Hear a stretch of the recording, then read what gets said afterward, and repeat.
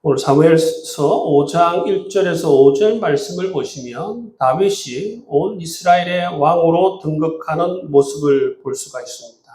정말 역사적인 장면입니다. 과연 이런 날이 오는구나.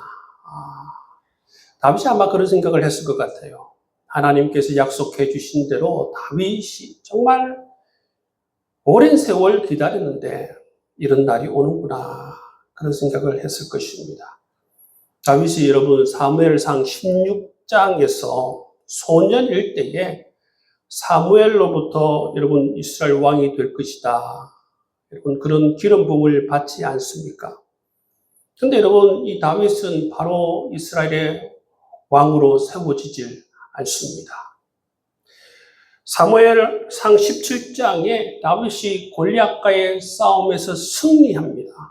그리고 그 뒤에 블레셋과의 전투에서도 승리하죠.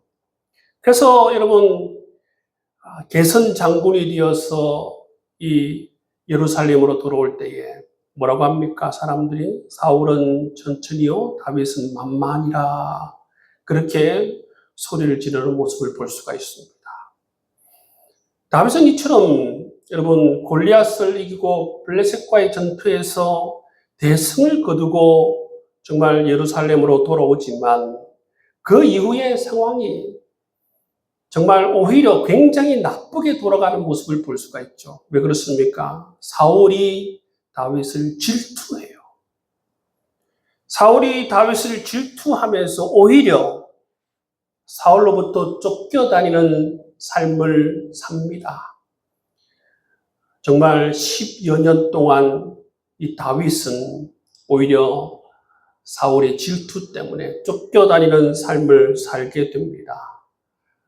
이 다윗이 사울을 2번 죽일 기회가 있었지만 정말 하나님께서 기름 부은 자라고 생각하여서 사울을 죽이지 않고 계속해서 인내하면서 어떻습니까? 하나님의 때를 기다리는 모습을 볼 수가 있습니다.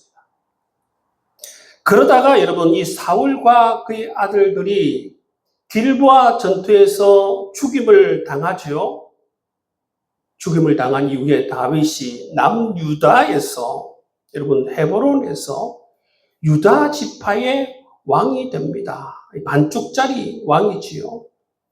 그래서 여러분 남유다의 왕으로 7년 6개월 동안 남유다의 왕으로 그렇게 유다 지파를 다스리게 되고 마침내 오늘 보시면 이제 37세가 되던 그 날에 온 이스라엘의 왕으로 세워지는 모습을 볼 수가 있어요. 여러분 이 기나긴 여정 사무엘상 16장에서 이 사무엘이 이 다윗을 기름 부은 이후로 약 20년이라는 기나긴 세월을 거쳐서 다윗은 온 이스라엘의 왕으로 등극하는 모습을 볼 수가 있습니다. 다윗이 왕으로 세워지는 그 과정을 보셔도 여러분 다윗은 자기 임의대로 자기 욕심대로 온 이스라엘 왕으로 등극하지 않습니다. 여러분 북이스라엘은 지금 어떤 상태입니까? 북이스라엘은 이스보셋이 다스렸지만 그 부하에 의해서 이스보셋이 죽지 않습니까? 뿐만 아니라 여러분 군사령관 아브넬은 이 요압에 의해서 살해를 당합니다. 그렇기 때문에 지금 북이스라엘은 왕도 없고 군대 장관도 없는 상황이죠. 이스라엘 백성들만 있는 상황입니다.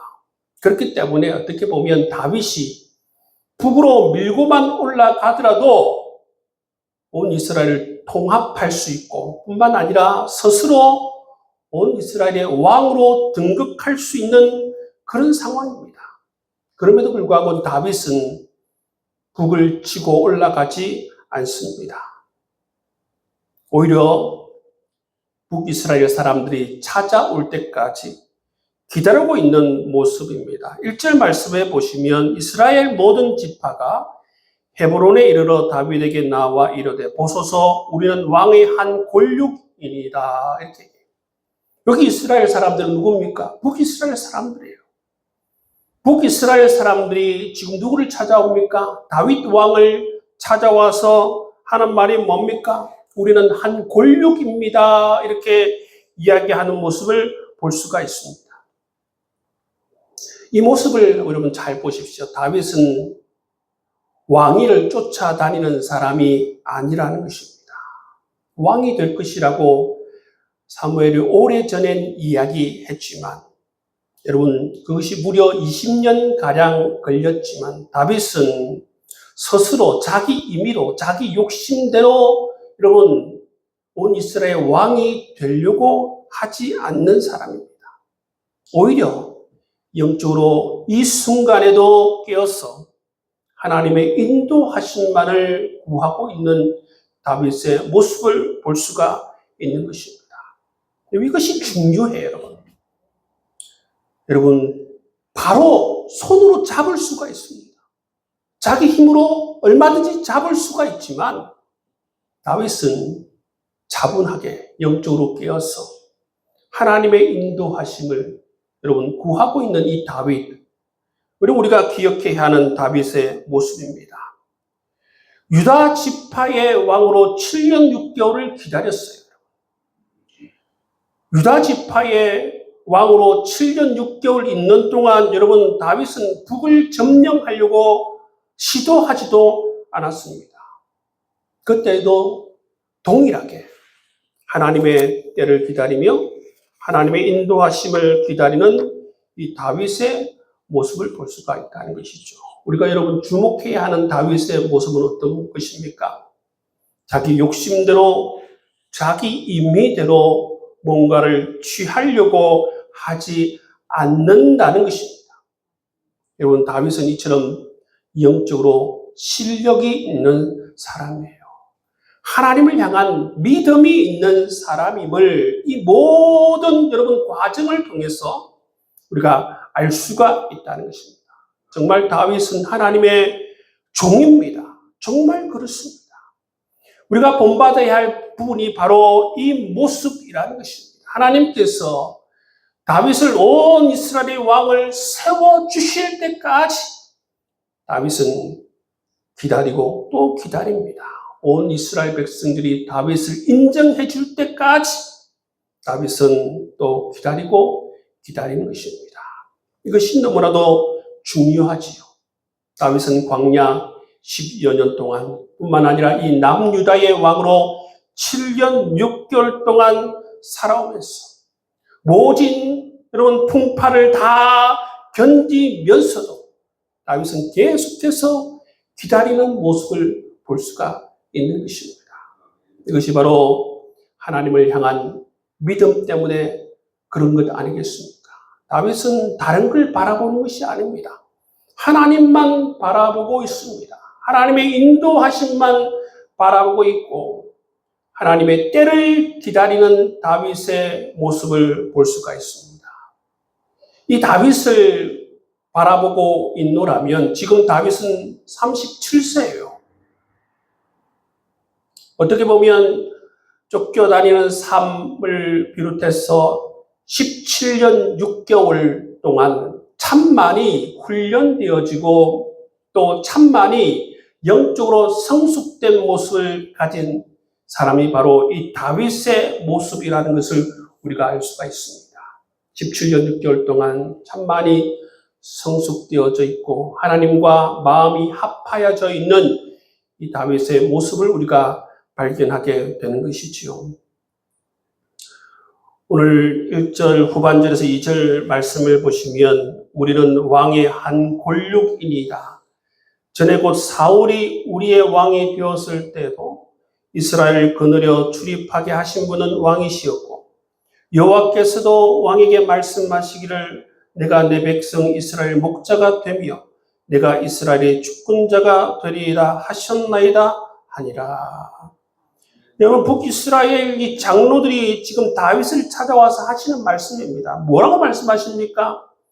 옛날 사울이 있을 때도 당신은 우리의 장군이었고 뿐만 아니라 일찍이 하나님께서 당신을 우리의 목자로 세워주셨습니다. 이렇게 고백하는 북이스라엘의 장로들의 모습을 볼 수가 있습니다. 이것을 알았다는 것이죠. 북이스라엘에 있을 때부터 이 사실을 알았다는 것이죠.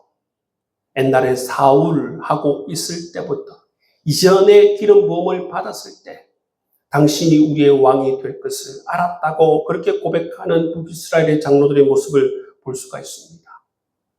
근데 여러분, 왜 7년 6개월 동안 여러분 남과 북으로 나뉘어져서 대치하고 있었습니까? 그 이유가 뭡니까? 다윗이 온 이스라엘의 왕이 되면 북이스라엘의 장로들은 자기 자신의 모든 기득권을 내려놓아야 하기 때문에 그렇지 않습니까? 지금 왜 그러면 북이스라엘 장로들은 항복합니까? 항복하는 것이 자기 자신에게 유리하다고 판단되기 때문에 항복하는 것 아니겠습니까? 그럼 사람이 이래요, 여러분.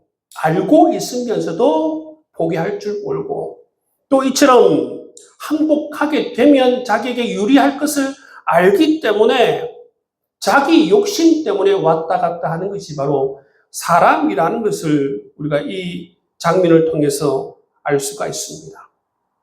그 비해서 여러분, 다윗은 한결같아요. 다윗은 한결같습니다. 다윗은 흔들리지 않습니다. 다윗의 모든 초점은 하나님을 향해 있어요. 다윗의 모든 여러분 관심은 하나님을 향해 있다는 것입니다. 하나님이 인도하시고 하나님의 때가 되면 하나님께서 반드시 나를 세워주실 것이다. 다윗은 그렇게 생각하고 자기 임의대로, 자기 방법대로, 자기 욕심을 부리지 않는 것입니다. 다만 지금 이 북이스라엘의 장로들이 이렇게 고백할 때에 이들의 이 고백을 다윗이 포용하는 모습을 볼 수가 있어요. 왜 포용합니까? 그들이 말할 때에 드디어 하나님의 때가 되었다는 사실을 다윗은 알았습니다. 그렇기 때문에 여러분, 이들의 모습을, 여러분, 이들의 고백을 그대로 받아들이는 모습을 볼 수가 있습니다. 그래서 다윗은 드디어 온 이스라엘의 왕으로 세워지는 모습을 볼 수가 있습니다.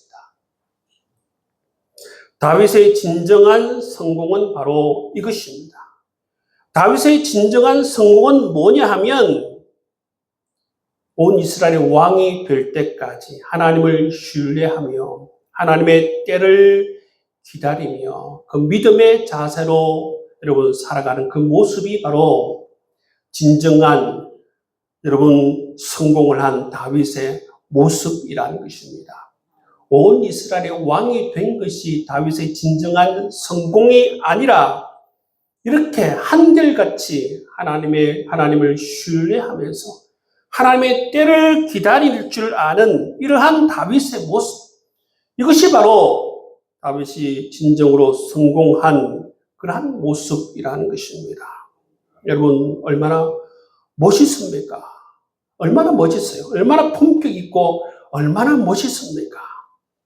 사람들은 뭔가를 차지하기 위해서 자기 욕심을 부리고 안달이 나서 그것을 취하려고 달려드는 사람들이 얼마나 많아요. 근데 다윗은 품격이 있어요. 다윗은 하나님을 바라보면서 하나님을 신뢰하면서 그렇게 기다릴 줄 아는 그러한 자세를 가지고 있는 모습, 이것이 바로 진정한 성공을 거두고 있는 다윗의 모습이라는 것입니다. 여러분, 우리도 다윗과 같이 여러분 이러한 품격을 가지고 믿음의 자세를 가지고 믿음을 가지고 여러분 하나님을 기다릴 줄 아는 저와 여러분 될 수 있기를 주의 이름으로 축복합니다. 여러분, 주시는 자도 여호와시고 취하시는 자도 여호와십니다. 여러분, 하나님께서 여러분 이러한 자들에게 이런 다윗처럼 여러분 한결같이 하나님을 바라보며 한결같이 하나님을 신뢰하며 어떤 상황 가운데서도 흔들리지 않고 믿음의 자세를 가지고 나아가는 자들에게 하나님께서 반드시 큰 은총을 베풀어 주시리라 믿습니다. 저와 여러분에게도 하나님께서 큰 은총을 베풀어 주시리라 믿습니다. 오늘 두 번째 이야기는 뭐냐면 사무엘하 5장 6절에서 10절 말씀에 보면 다윗이 예루살렘을 정복하는 이야기입니다. 여러분, 이 예루살렘은 블레셋 지경에 있는 그러한 성이었어요. 여부스 족속이 소유하고 있는 성이었다는 것입니다. 다윗이 이 예루살렘 정복을 하게 된 그러한 동기가 있습니다. 사무엘하 5장과 역대상 11장을 읽어보면 이 다윗이 예루살렘을 여러분 정복하게 된 동기는 크게 두 가지예요. 첫 번째는 정치적인 이유이고 두 번째는 군사적인 이유입니다. 정치적이라고 하는 것은 뭐냐면 지금 다윗이 온 이스라엘의 왕이 되지 않았어요. 그죠? 온 이스라엘의 왕이 되었기 때문에 모든 지파를 아우를 수 있는, 통합할 수 있는 수도가 필요했다는 거예요. 지금은 어떻습니까? 이전에는 어땠어요? 남유다의 왕으로서 여러분 그 수도가 헤브론에 있었습니다. 그렇기 때문에 남쪽에 치우쳐져 있었죠. 한 지파의 왕이기 때문에 남쪽에 치우쳐져 있었습니다. 근데 여러분들이 12지파를 아우를 수 있는 그러한 도성이 필요했다는 것이죠. 그래서 중심이 있어야 돼요. 북으로 치우치지도 안 되고 남으로 치우치지도 않고 중심에 있는 그러한 도성이 필요했다라는 것입니다. 그렇기 때문에 여러분 이 다윗은 온 이스라엘을 아우를 수 있는 그 위치에 수도를 두길 원했고 바로 이 다윗이 예루살렘으로 수도를 옮긴 이유가 바로 이 첫 번째 정치적 이유 때문에 모든 지파를 아우를 수 있는 곳으로 이 수도를 옮기려고 했기 때문에 예루살렘 정복을 하려고 했다는 것입니다. 두 번째 이유는 뭐냐면 군사적인 이유예요. 이 예루살렘은 사방이 산지로 둘러싸인 난공불락의 그러한 성입니다. 예루살렘은 해발 754m인 고산지대에 있어요. 뿐만 아니라 주변에 여러분 골짜기들이 많습니다. 동쪽에 보면 기드론 골짜기가 있고 서쪽에 보면 흰놈 골짜기가 있고 남쪽에도 골짜기들이 많이 있습니다. 그렇기 때문에 여러분 높은 고산지대뿐만 아니라 이 골짜기들로 둘러싸여졌기 때문에 적들이 공격하기가 쉽지 않아요. 뿐만 아니라 이 예루살렘은 주변에 여러분 물이 풍부한 곳이기 때문에 수도로 여러분 정하기에 정말 적절한 곳임을 우리가 알 수가 있습니다. 그런데 여러분 지금 이 예루살렘 누가 살고 있습니까? 여부스 족속이 살고 있다는 것입니다. 여호수아 시대 이 정복 시대에 이 여부스 족속이 살고 있는 이곳을 점령하려고 했지만 어떻게 되었습니까? 실패했어요. 예루살렘 성을 빼앗지 못했다는 것입니다. 그래서 여전히 여부스 족속이 살고 있었는데 다윗은 어떻습니까? 다윗은 지금 여호수아 시대보다 더 강력한 그러한 군사력을 가지고 있다라는 것이죠. 그렇기 때문에 여러분 이 여부스 족속을 몰아내고 이 예루살렘을 정복할 수 있었다는 것입니다. 10절 말씀에 보면 만군의 하나님 여호와께서 함께 계시니 다윗이 점점 강성하여 가니라 말씀하고 있어요. 여러분 오늘 이 자리를 우리가 함께 기억하길 원합니다. 우리는 끝까지 하나님과 함께 할 것입니다. 하나님께서 함께 하시면 어떻게 된다고 말씀하고 있습니까? 더욱더 강성해진다고 말씀하고 있습니다. 여러분 우리는 계속해서 다윗처럼 하나님과 함께 할 것이고 하나님과 함께 하는 자는 반드시 강성하여질 것이고 또 귀한 삶의 열매를 맺게 되리라 믿습니다. 네. 여러분 이처럼 예루살렘으로 옮긴 직접적인 동기는 정치적 군사적 이유였는데 다윗이 알지 못하는 이유도 있었다는 것입니다. 다시 옮기고 나니까 알게 된 이유가 있었죠. 그게 뭐냐면 이 예루살렘 성이 어떤 곳이냐면 창세기 22장에 보시면 믿음의 조상이라고 하는 이 아브라함이 이삭을 제물로 바친 모리아 산과 연관이 있다는 거예요. 이 예루살렘 성전터와 이 모리아 산과 연관이 있다는 것입니다. 하나님께서 믿음의 조상 아브라함으로부터 준비한 성전 장소라는 것입니다. 이것이 바로 신앙의 의미입니다. 아브라함이 여러분 믿음이 없었어요. 믿음이 없지 않았습니까? 하나님께서 분명히 아브라함에게서 난 자식을 믿음의 아들로 삼을 것을 말씀했지만 아브라함 믿음이 없어 어떻게 했습니까? 내 종 엘리에셀이니까 그렇게 얘기하죠. 그렇죠? 하나님께서 한동안 자식을 주지 않으니까 하나님께서 말씀하신 사람이 내 종 엘리에셀을 두고 하신 말씀이구나. 그럼 그렇게 믿음이 없는 사람이었어요. 근데 여러분 이 창세기 22장에 보시면 자기 아들, 하나밖에 없는 자기 아들을 하나님에게 온전한 제사로 바치려고 하잖아요. 그렇죠? 이때 아브라함의 믿음을 보시면 온전한 믿음을 가지고 있는 모습을 볼 수가 있어요. 그러니까 이 장수가 어떤 장수냐면 믿음의 조상 아브라함이 하나님께 온전한 믿음으로 온전한 예배를 드린 곳이 어디라고요? 바로 이 예루살렘 성전터라는 것입니다. 이곳에 다윗의 여러분 통하여서 솔로몬 성전이 지어지고 대대로 이곳에서 어떤 언약이 또 하나님과 맺어지는 것입니까? 다윗 언약이 맺어지는 굉장히 중요한 영적인 의미를 가지고 있는 그러한 장소라는 것을 여러분 다윗은 이때는 잘 몰랐어요. 하나님께서 이처럼 예비하신 곳은 이러한 신앙의 의미가 있습니다. 정말 믿음의 조상 아브라함이 온전한 믿음으로 하나님을 온전히 예배한 그러한 곳임을 하나님께서 말씀해 주고 있다는 것입니다. 그렇기 때문에 여러분 다윗이 예루살렘으로 이처럼 수도로 옮긴 이유는 그런 정치적 군사적인 이유뿐만 아니라 이런 신앙적 의미를 통해서 다윗이 이처럼 예루살렘으로 여러분 수도를 옮기는 모습을 다루고 있습니다. 마지막 이야기는 뭐냐면 블레셋과의 전투를 다루고 있습니다. 이 블레셋 사람들이 다윗이 이스라엘 전체 왕이 되었다는 소식을 듣게 되죠. 그러니까 어떻게 합니까? 일제히 다윗을 공격하기 위해서 다 모이는 것입니다. 전쟁을 치르기 위해서 다 모인 것이죠. 여러분 전쟁은 작은 일이 아닙니다.